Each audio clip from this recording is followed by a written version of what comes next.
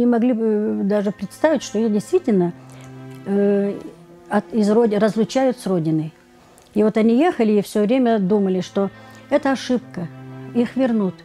И даже когда они жили на Урале, у многих еще там какие-то, если вещи были, узлы, они их даже не... Вот сейчас нас обратно повезут.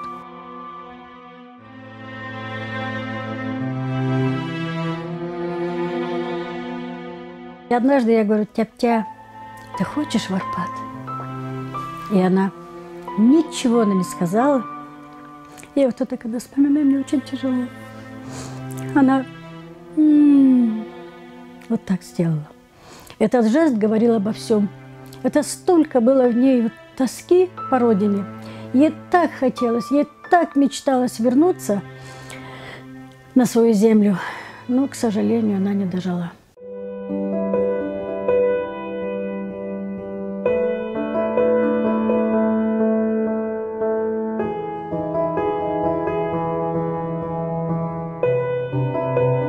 Постоянно мы говорили, мне документы привозили, мы людей собирали, знакомили, что идет движение за возвращение на родину.